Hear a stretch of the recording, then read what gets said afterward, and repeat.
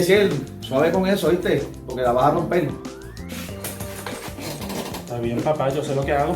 Lo que pasa es que te veo muy agitado. Si tú hubieses llegado un poquito más a tiempo, no estuvieras así tan agitado y estas cosas no estuvieran pasando. Que tú me dices que yo llegué tarde. ¿Tú crees que yo no tengo compromiso? ¿Tú crees que yo no tengo cosas que hacer? Ay, chicos, haz lo que te da la gana, olvídate de eso. Ese es justamente un ejemplo de cómo el manejar las emociones indebidamente puede llevarnos a un descontrol, a ofender a las demás personas. Dice la palabra del Señor, la blanda palabra aplaca la ira. Y en ese tema es lo que vamos a discutir en esta noche.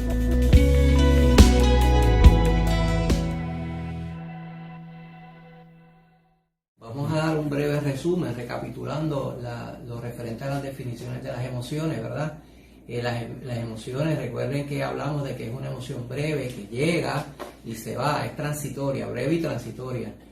Lo que hace también, hace un efecto y es que nos saca de nuestro estado habitual y nos impulsa hacia una acción. Nos prepara para manejar los eventos y sucesos importantes. Protegernos del peligro y también promoviendo una adaptación, ¿verdad? Conforme al estímulo. Los estímulos pueden ser externos y los estímulos pueden ser también internos. Los externos son los que se refieren a lo que escuchamos y lo que vemos. Los internos pueden ser pensamientos, pueden ser imágenes, pueden ser recuerdos.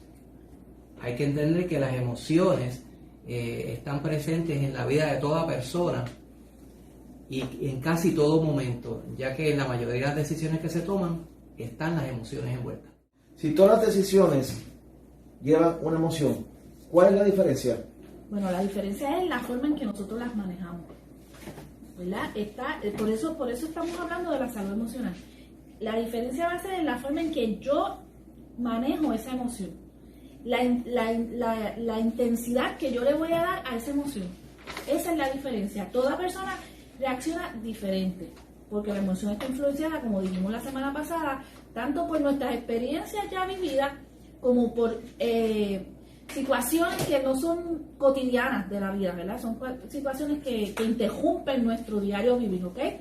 Pero la diferencia de cómo yo la manejo a cómo tú la manejas, ¿verdad? Está en la forma en que yo le doy o la fuerza que yo le doy a esa emoción. Esa es la diferencia. Entonces, ¿solo existen emociones primarias? No. Existen dos tipos de emociones. Está la emoción primaria y está la emoción secundaria. Cuando nosotros estamos hablando de la emoción primaria, nos estamos refiriendo a aquellas emociones adaptativas, ¿verdad? Que se van a presentar ¿verdad? O nos van a ayudar a tener una respuesta, ¿verdad? Directamente relacionada a una situación en particular. También en esas emociones se encuentran las emociones desadaptivas, que son aquellas que reflejan un malestar crónico, o sea, que son crónicas y surgen cuando el sistema emocional funciona mal, cuando nosotros no sabemos controlar nuestra emoción, ¿ok? Esas son las desadaptativas. Esas son las desadaptativas. O sea que una persona acompañada se puede sentirse sola. Sí, una persona que está acompañada te puede decir que se siente sola. ¿Y por qué? Porque la emoción de la tristeza es la que está invadiendo ahí y tiene el control. Y entonces ella ha dejado que la tristeza tenga ese control. Okay. Entonces está acompañada, pero se siente sola.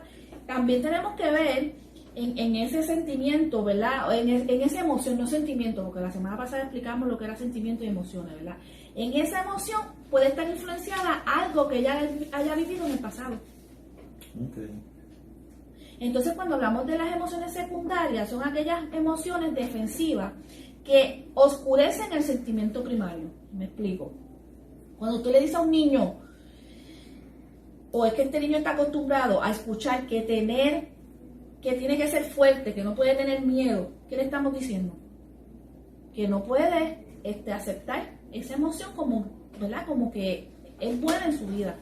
Y entonces los niños cambian la emoción de miedo por una emoción de ¿qué? De coraje. Y no es coraje lo que está sintiendo, sino miedo, por eso es secundario. Okay. Porque cambiamos la emoción real por una que nos han dicho constantemente que no la podemos sentir. ¿Las emociones son buenas o son malas? Ok, no podemos llamarlas ni buenas ni malas, ni positivas ni negativas. Ok, ¿ok? Las emociones son agradables o desagradables. Hay un libro y un escritor famoso que habla sobre la inteligencia emocional. Entonces, cuando tú conoces la emoción, tú le vas a dar la vas a describir de esa manera.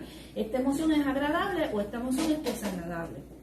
Cada emoción va a tener un efecto en nosotros. Cada emoción. ¿Sabe? La alegría va a tener un efecto, la tristeza va a tener un efecto, cada emoción va a tener un efecto en nosotros. Ese efecto se puede traducir en que me siento cómodo, me siento bien, ¿verdad?, con la emoción, en que estoy feliz o estoy enamorada, ¿ok? Nos va a hacer sentir peor casi siempre cuando son los casos que, ¿verdad?, hay una pérdida, donde está la tristeza, el desagrado. Quizás esas son emociones que nos desagradan, no las queremos sentir. O sea que a mí me enseñaron desde pequeño que las emociones eran buenas o malas. ¿Qué tú me dices acerca de eso? Si yo clasifico una emoción como buena o mala, pues entonces estoy resaltando, no estoy siendo acertado en el manejo de mi emoción. ¿Ni son negativas tampoco? No, las emociones todas vienen diseñadas para que el ser humano pueda adaptarse al entorno. Cuando en la crianza, por ejemplo, te voy a dar un ejemplo, los padres pueden inculcar a sus hijos que, por ejemplo, los varones, que llorar es malo y llorar es un rol de la fémina. Entonces, realmente lo que está detrás de esa forma de criar es el mensaje de que el llorar para los varones, esa es una emoción negativa, es mala y no debe ser aceptada. Entonces, lo que está creando es un sentimiento de culpa en el niño. Se va a sentir mal cuando experimente la emoción y la reprima. Reprimir las emociones causa una tensión innecesaria y causa el desvío hacia otras emociones, así que afecta de cierta manera la salud emocional. Y no solamente eso, el hecho de yo considerar una emoción negativa, yo le estoy poniendo un estigma a esa emoción. Correcto. Entonces lo que hacemos es, si tengo ira, que más adelante vamos a ver lo que es la ira, es malo. Nos han dicho por mucho tiempo que no nos podemos airar, no nos puede dar coraje, ¿verdad? No podemos sentir ese malestar. Entonces tenemos esa estigmatización de la emoción. Sí. Es un error que se ha cometido por muchos años. Me llamó la atención mucho lo de Fernando que dice ahora de que tú eres niño, no puedes llorar. Y, oye, es verdad, cuando yo era pequeño me decía, usted es machito, no te pongas a llorar, que eso es malo. Y mira para allá todos los errores que cometieron nuestros padres. Y posiblemente yo no tengo niños, ¿verdad? Pero sí lo hemos escuchado por ahí. Así que mis hijos no sigan diciendo eso a nuestros hijos. De que los nenes expresen sus sentimientos. Fíjate, mencionamos que las emociones no son ni buenas ni malas. Y se me ocurre en este momento que tampoco las emociones son de los varones o de las féminas. Wow, tremendo, ¿verdad? Son emociones que todo ser humano tiene. O sea, ¿y cuáles son las funciones? ¿Cuáles son las funciones de estas emociones? Sí, vamos a dar la relación entre las funciones por cada emoción, ¿verdad? Comenzando con la alegría. La alegría está asociada a situaciones que producen placer y son beneficiosas. También nos estimulan a buscar situaciones similares, placenteras, ¿verdad? Sin embargo, pudiéramos mencionar que una persona que esté exageradamente alegre todo el tiempo pudiera proyectarse como que no es una persona que toma las cosas en serio, ¿verdad? La tristeza, por otra parte, está asociada a hechos dolorosos. La tristeza es una emoción muy importante porque nos dice que hemos perdido algo que realmente era importante y valioso. Nos ayuda a valorar lo que nos importa genuinamente y aquello que le da sentido a nuestra vida. Puede llevarnos a una depresión profunda, por otra parte, si no es manejada adecuadamente. Una pregunta, hay personas que dicen, tú eres como el payaso, que siempre estás alegre, pero estás ocultando algo, una emoción muy negativa en tu ser. Sí, lo que pasa es que lo que estábamos comentando anteriormente, hay una conducta, una tendencia de las personas que puede ser producto de la crianza, que lo que hace es reprimir las emociones. ¿Ves? Como el payaso que ríe por fuera y llora por dentro. Y vamos a ser honestos, nadie está feliz todo el tiempo. O sea, No. nadie está alegre, nadie vive en una alegría extrema todo el tiempo, porque la vida nos trae situaciones, Exacto. ¿verdad?, cotidianas. El balance en las emociones es lo que da, ¿verdad?, nos da balance a nuestra vida. Repetitivo, ¿verdad? Repetitiva la pregunta, pero yo Sí. tener un balance, un control de mis emociones, eso le va a dar balance a mi vida. Le va a dar balance a la forma en que yo contesto, le va a dar balance a la forma en que yo tomo las cosas de la vida. Entonces, si yo estoy todo el tiempo feliz, todo el tiempo alegre, no tomo nada en serio. Fíjate que la palabra del Señor dice que el gozo del Señor es mi fortaleza. Entonces, estando y entrando en lo que es el sentido de esa palabra que mencioné ahora, podemos quizás llevar más adelante el concepto de la alegría, sino no algo tan externo, ¿verdad? No la alegría que se ve, sino la alegría que sale de adentro hacia afuera porque sale del corazón. Del corazón. Pero ahí, en vez de la tristeza puede haber gozo. Claro. ¿Ves? Eso de gozo y alegría no es lo mismo en el mismo término, porque yo sí he estado bien triste, pero tengo un gozo que es el que me produce a mí la salvación, por ejemplo, Ajá. que es lo que me produce a mí, y esas son las fuerzas que me siguen dando a mí para yo seguir hacia adelante. Excelente. La ira nos trae a conciencia que nuestros límites han sido violados. Mírate lo que trae la ira. Nos está teniendo a conciencia que la persona que está allá traspasó mis límites, ¿ok? Que algo nos está molestando. Al mismo tiempo nos da la sensación de fuerza. Nos activa para defender nuestra integridad al sentirnos amenazados. Si usted se siente amenazado, ¿qué va a hacer la ira? Te va a ayudar a defender tu integridad. Pero airarse sin control nos puede llevar a ser violentos y dañar a otros, incluyendo a las personas que nosotros amamos. Sí. Si yo no tengo control sobre esa emoción de la ira, yo voy a ser violento, voy a dañar, voy a lastimar con lo que digo, ¿verdad? Porque lo que hago es como que me saco todo eso que tengo encima. Y a veces yo le digo a las personas, mira, cuando tú estás airado por X o Y razón, específicamente cuando trabajamos con los niños en la casa, que no, ¿verdad? Los papás se quejan de las asignaciones, que no puedo, que me molesto. Cuando tú estás airado, tómate un tiempo, retírate y tómate un tiempo, respira, ¿ok? Dale valor a esa ira, así, del 1 al 10. Hay gente que, y es bueno explicarlo, del 1 al 10. ¿Y lo que quiere Sí, más de 10? Bueno, pero nosotros le damos esos valores del 1 al 10. Okay. Si hay personas que van escalando en la ira, ¿verdad? Que es lo que le llaman la escala de la ira, del 1 al 10, 1, 2, tú ves que van pasando, ¿verdad? ¿Cómo se diría? En secuencia. Pero hay personas, Javier, que del 1 al 10 le toman cuestión de nada. Ni pasan por el 5 Sí, ni por esos el son los 6. famosos fosforitos. Escala. Escalan en ira, entonces, El famoso fosforito. Sí, Oye, tú- para apagarse no se apagan. No. Prenden como fósforo, pero no se apagan No. como fósforo. un caso muy típico que hace muchos años sonó aquí en Puerto Rico. Este varón discute con su esposa, se airan, están discutiendo, él se aira, la ira lo cegó a tal, ¿verdad?, a tal límite que él la mata. Y cuando está en la cárcel, que está ahí, él pregunta qué pasó. Él no se acordaba de ese episodio. Wow. ¿Ok? A ese nivel es la ira cuando yo no la controlo, cuando yo no sé manejar esa emoción. O sea, es peligrosa. O sea, pero sin embargo, la Biblia, ¿verdad, Fernando? La Biblia dice, airaos y no pequéis. Correcto. Si manejar la ira adecuadamente es un escudo que nos protege de que caigamos en una fase de descontrol y podamos incluso herir, ofender a los más queridos. Fíjate, Ana, mencionaste algo sobre la ira importante, que la ira nos trae a conciencia que nuestros límites han sido violados o excedidos. Pero para que yo llegue a esa idea, requiere un proceso de reflexión sobre exactamente cuáles son los límites. Por ejemplo, los límites, cuando decimos límites, pues es una distancia, por ejemplo, si fuera físico, sería una distancia que no puedes transgredir o pasar.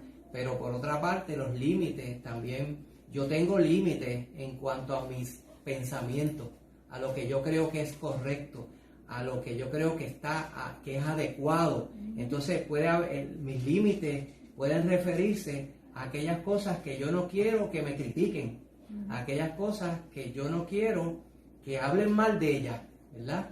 Y igualmente yo tengo unos conceptos morales, tengo unos conceptos de fe, y también el transgredir esos límites en ese sentido puede llevarme a la ira. Entonces, para nosotros por lo menos tener conciencia de eso, tenemos que entrar en un proceso de reflexión.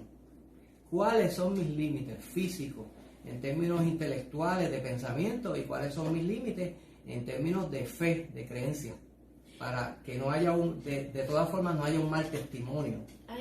En cuanto a irado y no pequé, mira, Cristo se iró en un momento dado. Sí. Cuando llegó al Correcto. templo Correcto. y vio que aquella gente lo que hacía era abusando del templo, estaban trascendiendo que los límites de esas personas, porque cobraban altas para poder hacer los sacrificios, lo cobraban muy alto y estaban explotando al Era pueblo. un comercio. Y Cristo se hirió, pero Cristo no hirió a nadie, Cristo no le cayó encima a nadie, no No le habló ofendió malo a a nadie. nadie, no lo ofendió, simplemente vino las mesas que cualquiera lo hubiésemos hecho. Y ahí nos deja ver que aún el Señor Jesucristo tenía, ¿verdad? Sus emociones estaban ahí. En otras áreas de las emociones que podemos tocar, Él las vivió. Sí. Él las vivió. Y muchas personas, he visto muchas personas que han tomado este versículo y lo han cambiado de contexto, diciendo que como Jesús se airó, pero Jesús nunca pecó. Y ¿sabes qué, Fernando? Que pecamos cuando lo que tenemos dentro, que insultamos a las personas, que las ofendemos y todo, ahí es que nosotros pecamos. Y Jesús en ningún momento pecó porque no ofendió a nadie. no ofendió. Él solamente tuvo un celo por lo del templo. Y ahí se acabó. Que es lo que sale del hombre es lo que lo contamina. Es lo que lo contamina. Esa es la palabra del Señor. Eso es así. Tremendo tema este, de verdad, me gozo. Y pues, cuestión del miedo, ¿qué hay con el miedo? ¿Qué es eso? El miedo nos alerta ante el peligro. Activa los mecanismos naturales de lucha y de alerta. Lucha y huida, ¿verdad? También. Sí. Ante una situación de riesgo o de emergencia. Nos ayuda a protegernos de una amenaza, y también ante una situación de constante miedo nos puede paralizar. Wow. O sea que el miedo te puede reaccionar para activarte, y también el mucho miedo constante lo que hace es que me paraliza, que no hago Y nada. no hacen nada. Eso es correcto. Pues, sin embargo, Dios nos dio a nosotros un espíritu de amor, de poder y dominio propio para poder manejar estas situaciones. Incluso el amor de Dios echa fuera todo, que Anita, Todo temor. todo temor. Correcto. Pues tenemos que conocerlo y aplicarlo en cada situación de nuestras vidas. Eso es así. ¿Qué era lo que te iba a decir, Anita? No, que hablando del miedo, ¿verdad? A veces nosotros pensamos, o nos han dicho por mucho tiempo que el miedo es malo. Sentir miedo, no, tú no puedes sentir miedo. ¿Por qué no? Sí. Es una emoción que está ahí, y si yo la veo todo el tiempo como que es algo malo, entonces cuando llega el peligro, ¿cómo yo sé que hay peligro, que yo estoy corriendo peligro? El miedo es lo que te activa, te hace ver.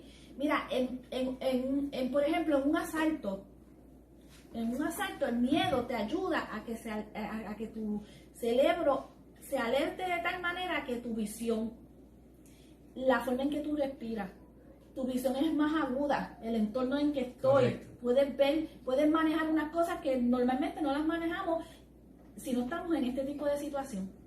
O sea que el miedo es positivo, es bueno, pero el exceso es lo que hace daño. Y todo el exceso, porque hasta el agua, si nos tomamos el agua en exceso, nos hace daño también. Porque Lo que pasa es que por mucho tiempo nos han dicho que el miedo es desagradable, pero el Señor nos diseñó.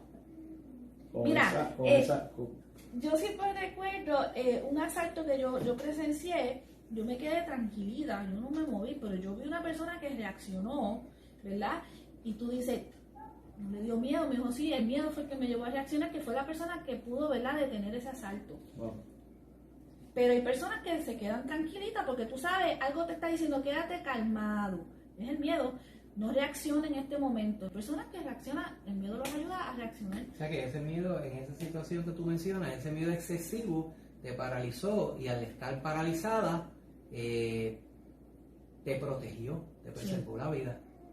¿Ves? Así que por eso no decimos que la emoción es buena ni mala, porque hay que ver el nivel de control que yo tengo y no el descontrol que la emoción causa en mi vida, ¿verdad? Si no la controlo, y también todo esto está determinado por el contexto donde se dé la emoción y que la suscita. Estamos hablando del miedo en términos de emoción, no en términos espirituales, porque hay un término espiritual que eso es diferente. Es diferente. Para que quede claro, ¿sabes? Sí, estamos hablando emocional. Del miedo emocional. Emocional, que todos tenemos esa emoción. Exacto. Todo ser humano tiene esa emoción, que es la emoción que nos alerta de un peligro. Verlo así, no lo podemos ver de otra manera. El miedo nos está alertando de un peligro. No es para paralizarnos en cuanto a si yo a lo que voy a estudiar, si canto o no canto en la iglesia, si cojo el micrófono o lo cojo porque me tengo miedo. Hay personas que tienen montones de talento, pero el temor, este temor los paraliza, no los deja desarrollarse en ese aspecto. Muy tremendo, eso, fíjate, eso lo vine a aprender el día de hoy también.